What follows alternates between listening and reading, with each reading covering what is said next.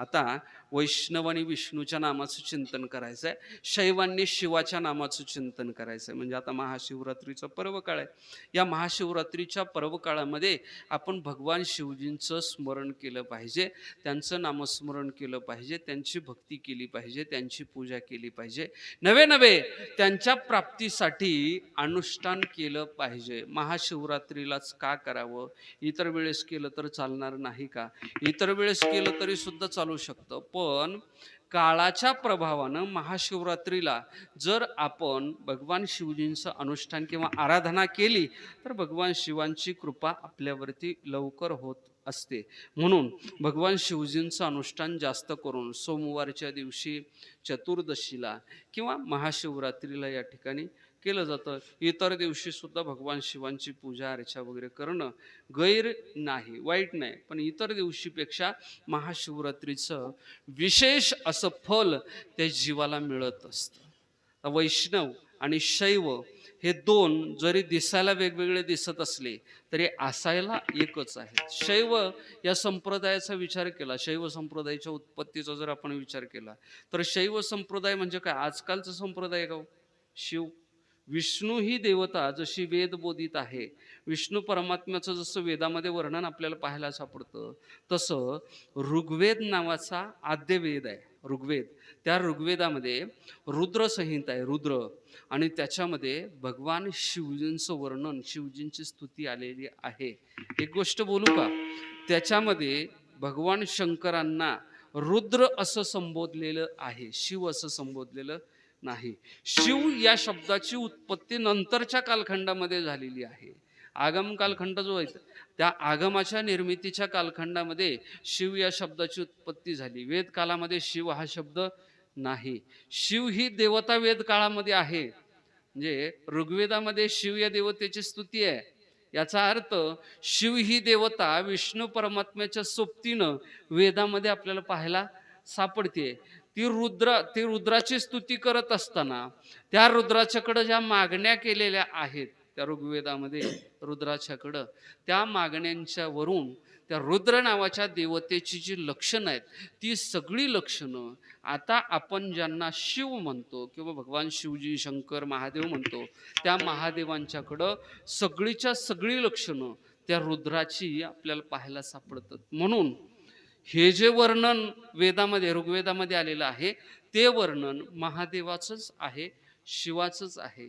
म्हणून शिवाचं अनुष्ठान करत असताना ऋग्वेदामधल्या त्या ज्या ऋचा आहेत, त्या ऋचांचं पठण केलं जातं, त्यांना आवृत्ती दिली जाते आणि भगवान शंकरांची, शिवजींची, महादेवाची पूजा केली जाते. शिव या देवतेचा ऐतिहासिक दृष्टिकोनातून विचार करायचा असेल तर ऋग्वेद काळामध्ये शिव ही देवता आहे. ऋग्वेदाच्या पश्चात ही जी देवता आहे, ही देवता विस्तारित होत गेलेली आपल्याला पाहायला सापडते.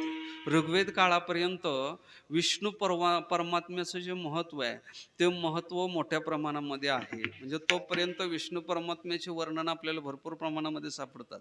पण तिथपासून पुढचे जे सगळे साहित्य ग्रंथ निर्माण झालेले आहेत संस्कृतमधले, त्या साहित्य ग्रंथांच्या मध्ये शिवपुराण असेल, त्या शिवपुराणाच्या माध्यमातून रुद्राचा अर्थात भगवान शंकरांचा इतिहास, चरित्र हे संपूर्ण सृष्टीच्या समोर, संपूर्ण लोकांच्या समोर मांडलं गेलेलं आपल्याला पाहायला सापडतं.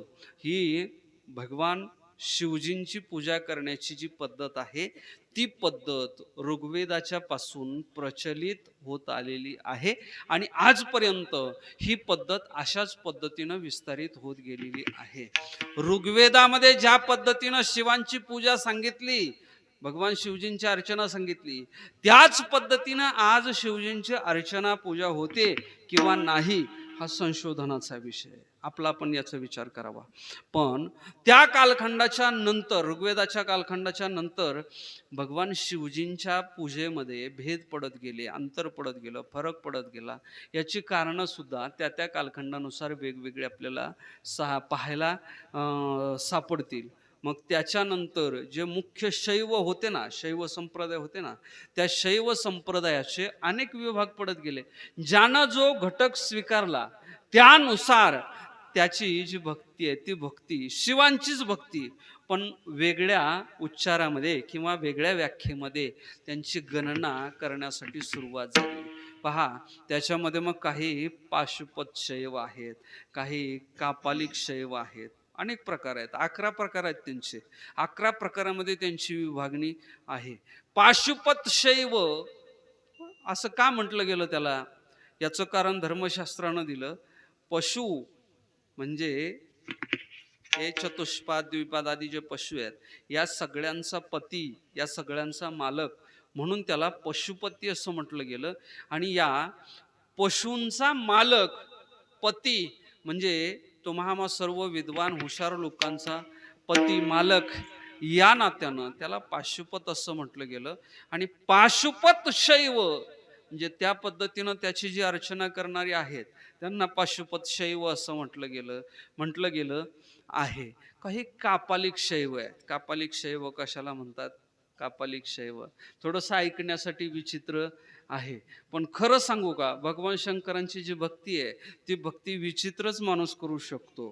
तुमच्या माझ्यासारखा माणूस भगवान शिवांची भक्ती करू शकत नाही. त्यांच्या भक्तीसाठी विशेष असं काही लागत नाही, पण तुम्ही आम्ही त्यांची भक्ती करू शकत नाही. कापालिक शैव म्हणजे काय? हो, सगळ्या संसाराचे विषयी वैराग्य धारण केलेलं, स्मशानातलं भस्म अंगाला लावलेलं आणि भोजन करण्यासाठी, पाणी पिण्यासाठी सुद्धा हे जे कवटी आहे ना, कवटी, डोक्याची कवटी, डोक्याच्या हाडाची कवटी पाहिली का तुम्ही?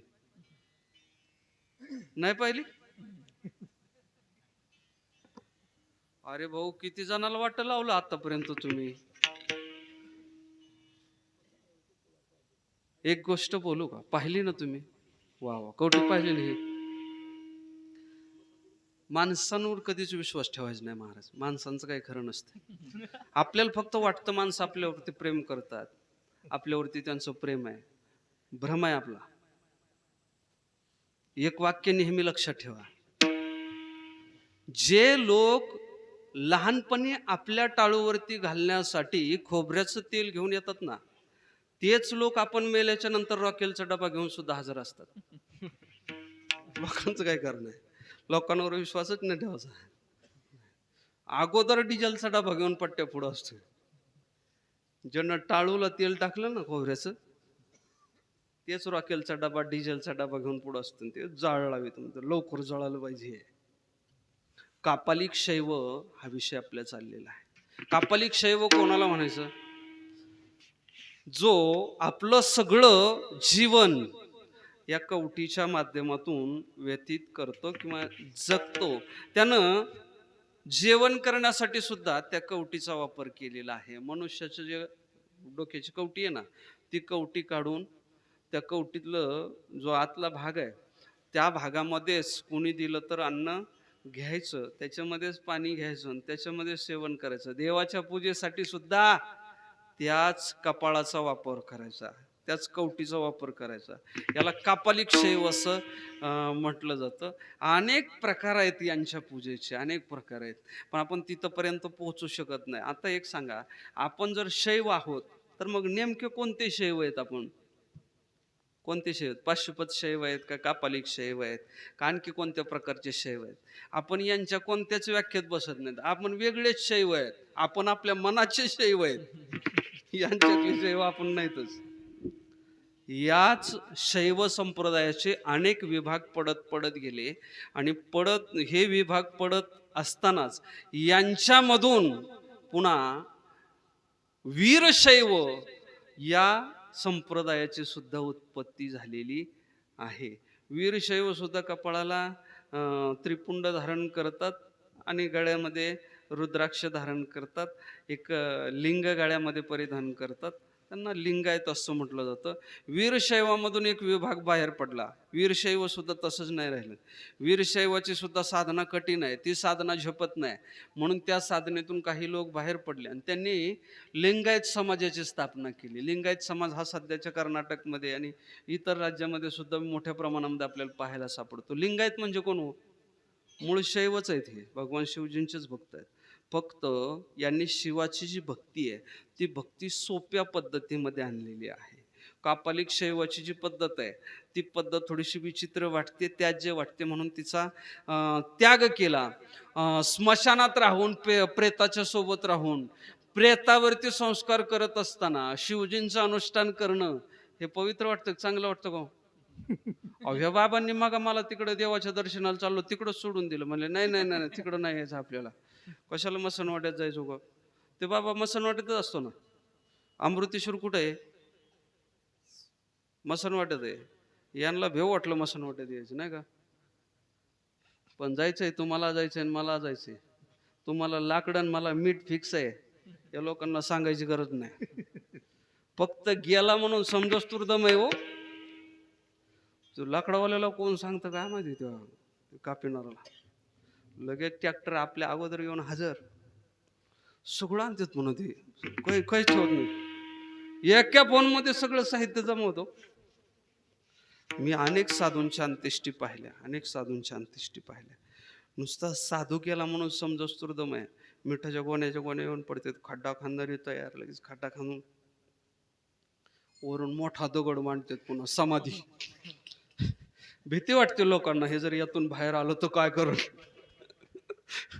मोठा दगड मांडून देतात. कापालिक शैव. आपण कोणत्या प्रकारचे शैव आहेत?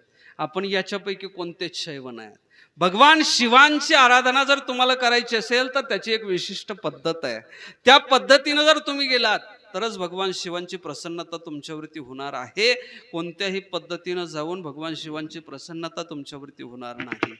आपण सुद्धा भगवान शंकरांच्या प्रसन्नतेसाठी अनुष्ठान करतो, आराधना करतो. दर सोमवारी आपण अमृतेश्वराच्या दर्शनाला जातो, दर्शन घेतो. पण आपल्याला त्या दर्शनानं जो लाभ व्हायला पाहिजे तो लाभ होत नाही. याचं महत्वाचं कारण असं आहे, शिवजींच्या दर्शनाची पद्धत, शिवजींच्या पूजेची पद्धत, शिवजींना प्राप्त करण्याची जी पद्धत आहे ती पद्धत आपल्याला ज्ञात नाही.